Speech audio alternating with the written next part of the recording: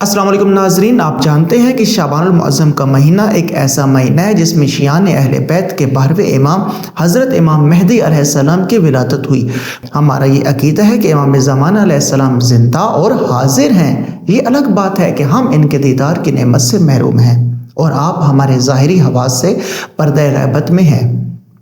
البتہ آپ کی یہ غیبت بعض لوگوں کے لیے آپ کے وجود میں شک و تردید کا موجب ہے، لہٰذا یہاں بجائے طور پر یہ سوال اٹھتا ہے کہ آیا ہمارے پاس کوئی قرآنی دلائل اور ایسی آیات ہیں کہ جن کی روشنی میں آپ کے وجود کو ثابت کیا جا سکے؟ آج اس اہم موضوع پر گفتگو کے لیے ہمارے ساتھ موجود ہیں تحقیقی مجلہ سیمائی نور معرفت کے مدیر ڈاکٹر علامہ محمد حسنین صاحب۔ آپ نے حوزہ علمیہ قم اور مشہد سے درس خارج کی سطح تک اپنی دینی اور حوزی تعلیم حاصل کرنے کے ساتھ ساتھ تہران یونیورسٹی سے اسلامی فلسفہ اور حکمت میں PhD کی ڈگری حاصل کی ہے۔ قبلہ میں آپ کو شکر گزار ہوں کہ آپ نے اپنا قیمتی وقت دیا۔ قبلہ میں تمہید باندھے بغیر آپ سے یہ دریافت کرنا چاہوں گا کہ ہمارا عقیدہ ہے کہ ہمارے 12ویں امام حضرت امام مہدی علیہ السلام کی ولادت 15 شعبان سن 255 ہجری بمطابق 29 جولائی 869 کو سامرا میں ہو چکی ہے۔ آپ اب زندہ ہیں اور حاضر ہیں اور اپنے وجود کے برکت سے دنیا کو فیض یاب فرما رہے ہیں، لیکن کچھ لوگ یہ نہیں مانتے۔ نہ ماننے والوں میں سے بعض تو یہ کہتے ہیں کہ آپ ابھی پیدا ہی نہیں ہوئے، آخری زمانے میں پیدا ہوں گے اور ظہور فرمائیں گے، اور بعض سرے سے آپ کے وجود اور ظہور دونوں کے منکر ہیں۔ اس پس منظر میں میرا پہلا سوال یہ ہے کہ ہمارے پاس حضرت امام مہدی علیہ السلام کے وجود پر کوئی قرآنی دلائل و آیات موجود ہیں؟ اعوذ باللہ من الشیطان الرجیم، بسم اللہ الرحمن الرحیم، الحمدللہ والصلاة والسلام علی رسول اللہ آل رسول اللہ واللعنۃ الدائمہ علی اعدائہم اعداء اللہ۔ جی عمران بھائی، بالکل ہمارا یہی عقیدہ ہے جس کا آپ نے ابھی اعلان اور اظہار فرمایا۔ جہاں تک آپ کے سوال کا تعلق ہے کہ آیا امام زمانہ اجل اللہ فرجہ شریف کے وجود پر کوئی قرآنی آیات بطور دلیل پیش کی جا سکتی ہیں یا نہیں، تو اس کا جواب بالکل مثبت میں عرض کروں گا کہ ایک نہیں، ہم دسیوں آیات قرآنی سے آپ کے وجود اور آپ کے ظہور کے بارے میں استدلال کر سکتے ہیں، ثبوت پیش کر سکتے ہیں۔ اور ایک پروگرام جو کہ آپ خود ہی آن لائن کر چکے ہیں، جس میں ہم نے سورہ مبارکہ قدر کی آیت شریفہ تنزل الملائکۃ والروح، اس کے حوالے سے اس کی تفسیر اور اس کی تطبیق آپ امام زمانہ جل فرج شریف کے وجود پر کی، اور وہ آیت کریمہ آپ کے وجود کی دلیل ہے، کیونکہ یہ آیا جو تنزل الملائکۃ والروح سورہ مبارکہ قدر کی آیت ہے، یہ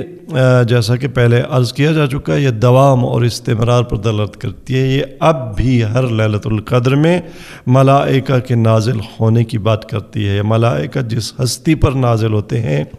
جس عالم امکان کے قطب اور محور پر ملائکہ نازل ہوتے ہیں، اس ہستی کا نام امام زمانہ حضرت امام مہدی علیہ السلام ہے۔ اس کے علاوہ ایک اور آیت کریمہ جس سے امام زمانہ جل فرج شریف کے وجود اقدس پر استدلال کیا جا سکتا ہے، اسے ثبوت کے طور پر پیش کیا جا سکتا ہے آپ کے وجود پر کہ آپ پیدا ہو چکے ہیں، اور اس وقت اس کائنات میں اور اس زمین پر، اس کرۂ ارض پر آپ زندہ ہیں، اور آپ کے وجود کی برکت سے یہ دنیا فیضیاب ہو رہی ہے۔ وہ سورہ مبارکہ البقرہ کی آیت نمبر 30 ہے، جس میں ارشاد پروردگار ہوتا ہے وَإِذْ قَالَ رَبُّكَ لِلْمَلَائِكَةِ إِنِّي جَاعِلٌ فِي الْأَرْضِ خَلِيفَةً۔ یہ بتاتی ہے کہ اللہ تبارک تعالیٰ نے زمین میں اپنے خلیفہ کو پیدا کیا ہے، بنایا ہے، قرار دیا ہے۔ یہ زمین خدا کے خلیفہ کے بغیر نہیں رہ سکتی، اگرچہ اس خلافت کے جو بعض مصادیق ہیں، جو انبیاء علیہ السلام ہیں، اور جناب ختمی مرتبت خاتم النبیین حضرت محمد مصطفیٰ صلی اللہ علیہ وسلم ہیں، یہ اللہ تبارک تعالیٰ کی اس زمین پر خلیفہ تھے۔ لیکن مقام نبوت اور ہے اور مقام خلافت اور ہے. خلافت الہیہ سے یہ عرض کبھی خالی نہیں ہو سکتی، اس لیے کہ یہاں پر کیا خداوند تبارک تعالیٰ نے ارشاد فرمایا، خداوند تبارک تعالیٰ نے ارشاد فرمایا کہ انی جاعل فی الارض خلیفہ، میں زمین میں خلیفہ بنا رہا ہوں.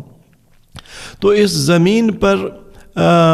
ایک اللہ کے خلیفہ کا ہونا ضروری ہے، اور اس خلیفہ کا معیار بھی خداوند تبارک تعالیٰ نے بتا دیا. وہ کیسا ہونا چاہیے؟ خلیفۃ اللہ کون بن سکتا ہے؟ جو اپنے علم کی بنیاد پر، اپنے فضل کی بنیاد پر، اپنے کردار کی بنیاد پر، اپنی عصمت کی بنیاد پر، اور خدا کے دین کو قائم کرنے کے لیے اپنی جد و جہد کی بنیاد پر، غرض کے تمام انسانی فضائل و کمالات کے لحاظ سے اس مقام اور مرتبت پر فائز ہو کہ وہ مسجود ملائکہ قرار پا سکے. بس دو باتیں، ایک یہ کہ اس زمین پر خلیفۃ اللہ کا وجود ضروری ہے. اس آیت کی کوئی قید نہیں ہے، کسی زمانے کے ساتھ اس کو مقید نہیں کیا جا سکتا. جب تک یہ زمین باقی، اس زمین پر اللہ کے خلیفہ کا وجود باقی. اور دوسری بات یہ کہ اس خلیفہ کے وجود کا معیار اور اس کی شخصیت کا معیار یہ ہے کہ وہ اتنی برتر ہستی ہو کہ جسے ملائکہ بھی سجدہ کریں. وہ ملائکہ کی تعظیم کی مستحق ہستی ہونی چاہیے. تو اس کائنات میں اگر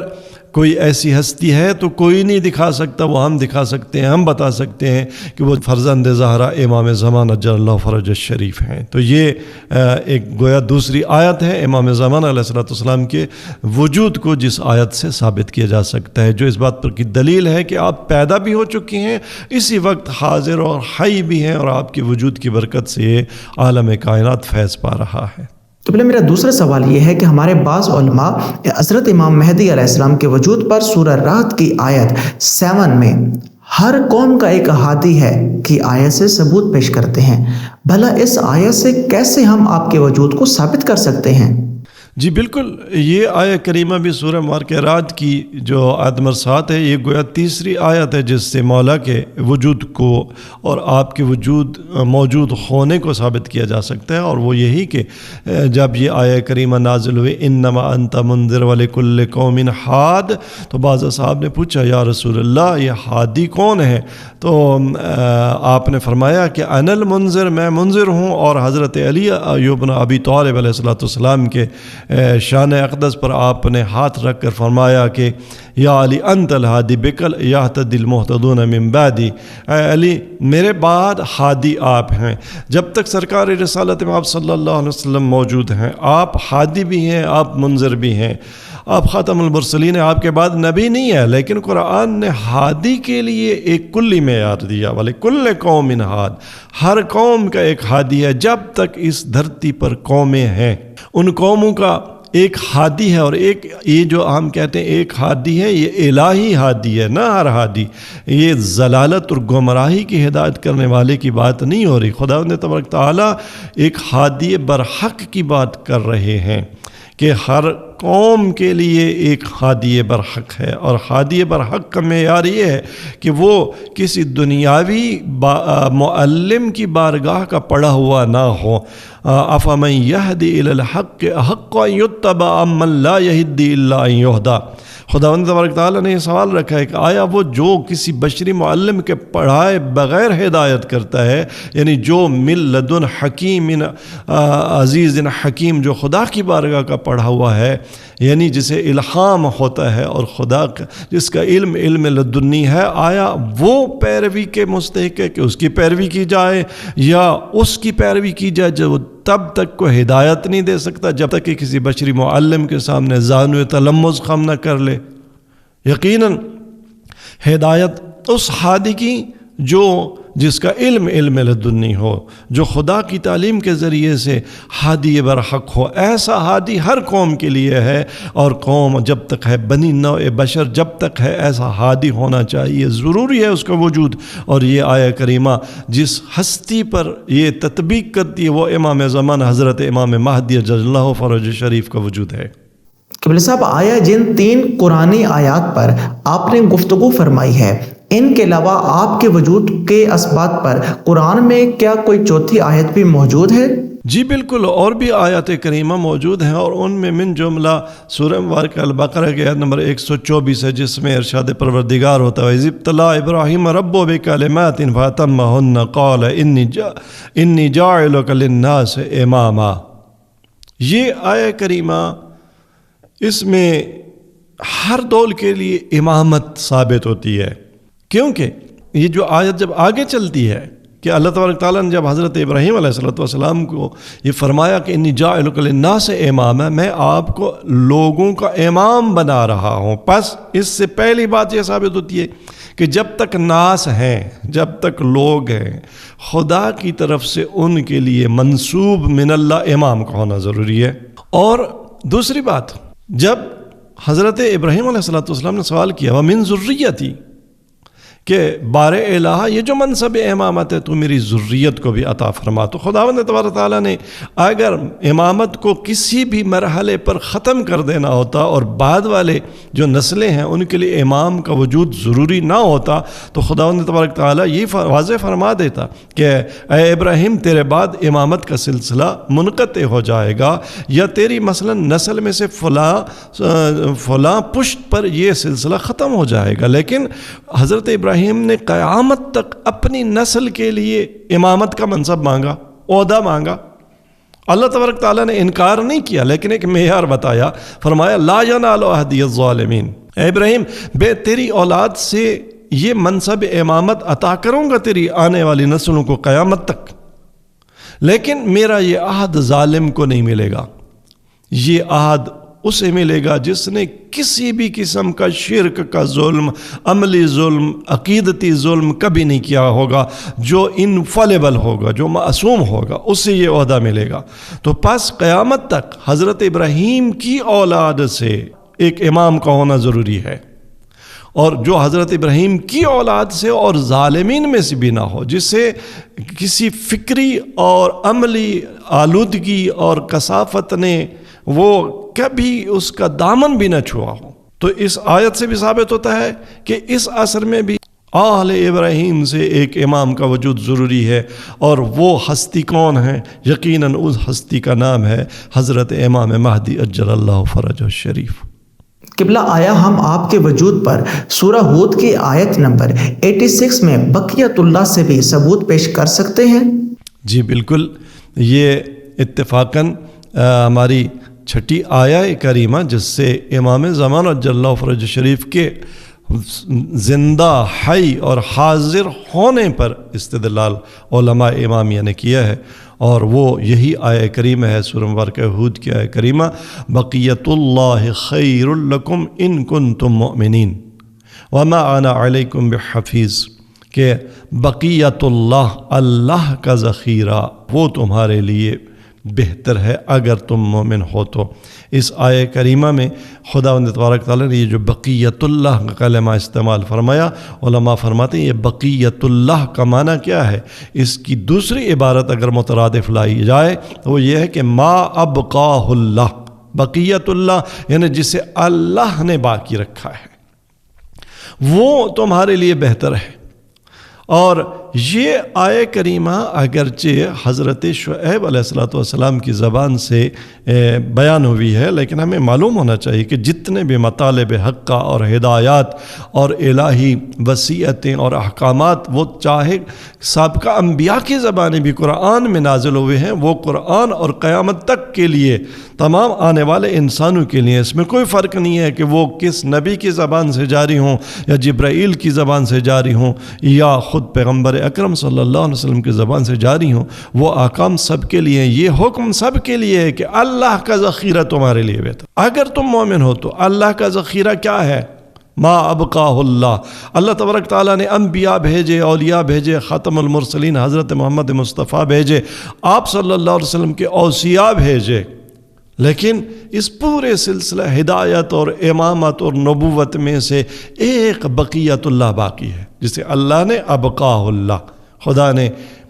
قیامت تک کے لیے بنی نوع بشر کی ہدایت کے لیے باقی رکھا ہوا ہے، اور وہ امام زمان عجل اللہ فرج شریف امام مہدی علیہ السلام ہے۔ لہٰذا اس آیہ کریمہ کی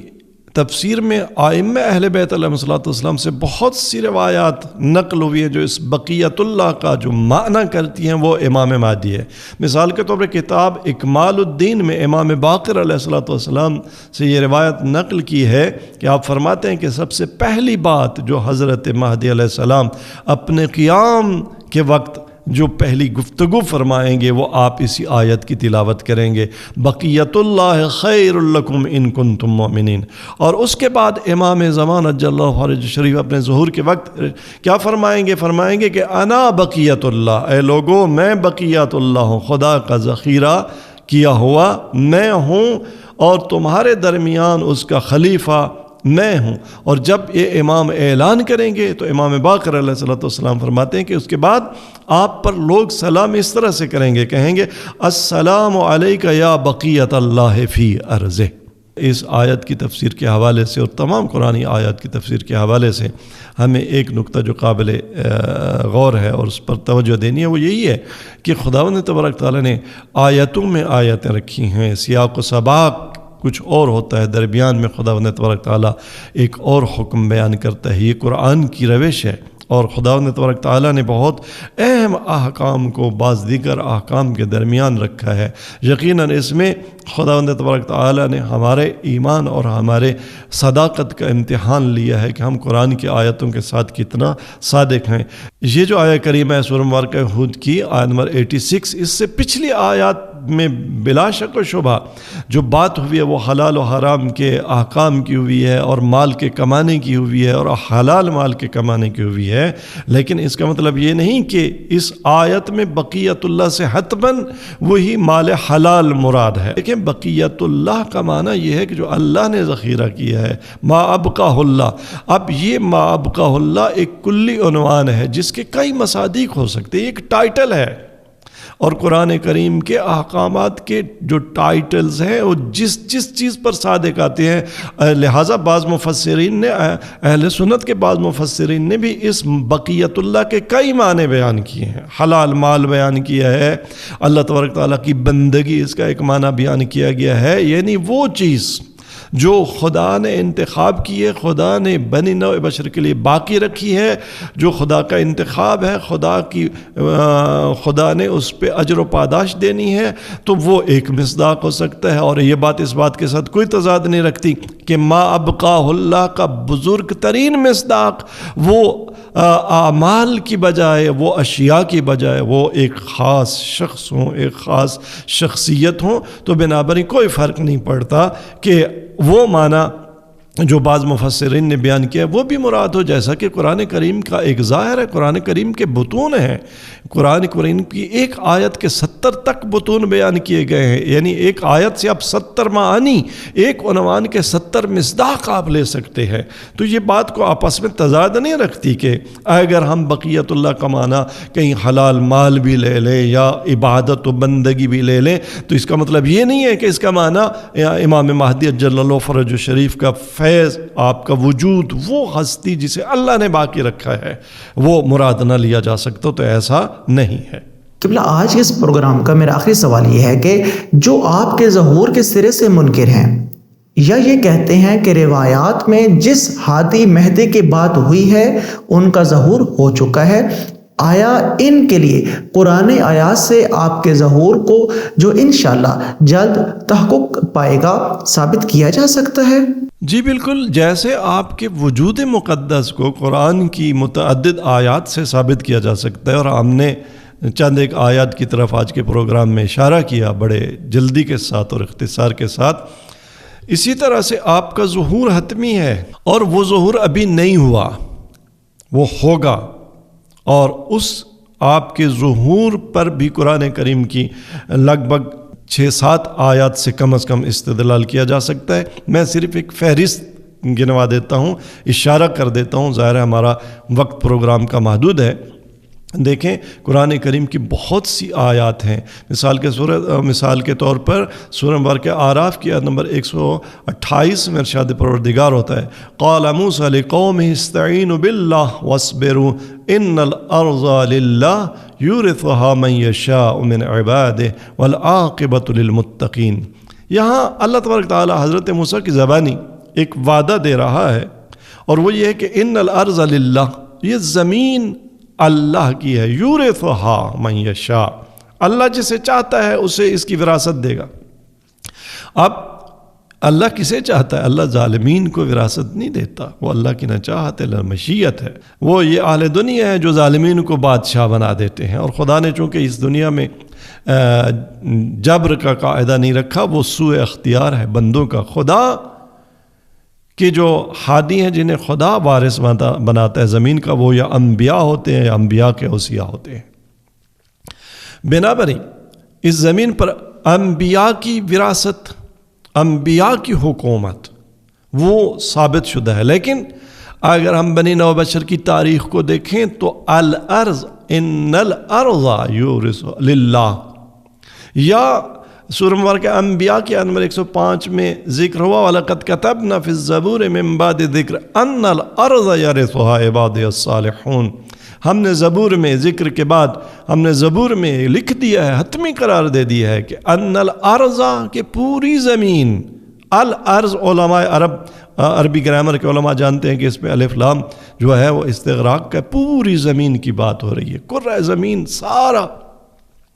اس کو یرثھا عبادی الصالحون، اس پر اللہ کے، وہ من یشاء کون ہے؟ عبادی الصالحون، اللہ کے صالح بندے ہیں، وہ ان کی وراثت میں جائے گی، ان کی حکومت میں جائے گی، ان کے اقتدار میں آئے گی۔ لیکن آج تک بنی نوع بشر کی تاریخ میں کبھی پوری سرزمین، زمین پر اگر کہیں الہی حکومتیں قائم بھی ہوئیں تو مختلف شہروں میں، مختلف علاقوں میں، پورے کرۂ ارض پر وہ حکومت قائم نہیں ہوئی۔ تو وہ حکومت قرآن کا وعدہ ہے کہ قائم ہوگی، بنابراً قرآن کا یہ وعدہ اسے صادق وعدہ ہے اور سچی کتاب کا وعدہ ہے، تو اس کا ظہور ہوگا اس مولا کا جو اللہ کا صالح بندہ ہوگا۔ اس کے علاوہ اور بھی آیات ہیں، مثال کے طور پہ سورہ مبارکہ قصص کے آیت نمبر 5 اور 6 جس میں ارشاد پروردگار ہوتا ہے، وَنُرِيدُ أَن نَّمُنَّ عَلَى الَّذِينَ اسْتُضْعِفُوا فِي الْأَرْضِ وَنَجْعَلَهُمْ أَئِمَّةً وَنَجْعَلَهُمُ الْوَارِثِينَ وَنُمَكِّنَ لَهُمْ فِي الْأَرْضِ، ہم پوری زمین میں انہیں تمکنت عطا کریں گے، پوری زمین پر ان کا اقتدار، جنہیں زمین میں مستضعف رکھا گیا ہے انہیں امام بنائیں گے، انہیں زمین کا وارث بنائیں گے۔ اسی طرح سورہ مبارکہ توبہ کی آیت نمبر 33 میں ارشاد ہو، هو الذی ارسل رسولہ بالہدی ودین الحق لیظہرہ علی الدین کلہ، اللہ تبارک تعالیٰ نے یہ دین حق بھیجا ہے، اس کو اللہ تبارک تعالیٰ نے کیوں بھیجا ہے؟ کہ ہر دین پر غالب آئے۔ یا سورہ مبارکہ الفتح کی آیت نمبر 28 میں ارشاد فرماتے ہیں، هو الذی ارسل رسولہ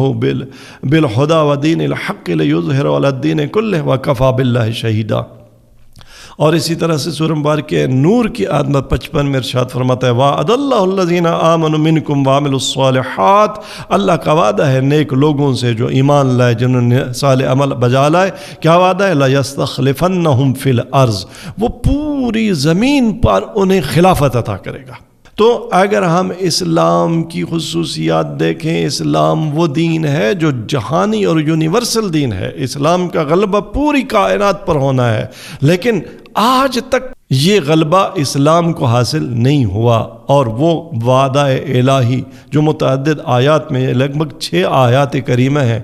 جو اس پوری کائنات زمین پر خدا کے خلیفہ کی حکومت کی بات کرتی ہے، خدا کا یہ وعدہ بتاتی ہے، تو اس کا مطلب یہ ہے کہ یہ وعدہ ضرور تحقق پائے گا اور اندہ ظہور تحقق پائے گا، اور جب امام زمان اجل اللہ فرج شریف کا ظہور ہوگا تو پوری کائنات پر عدل کی حکومت قائم ہو جائے گی، اور وہ اپنے ظہور کے بعد اس کو یملأ الارض قسطا وعدلا کما ملئت ظلما وجورا، وہ آقا و مولا اس زمین کو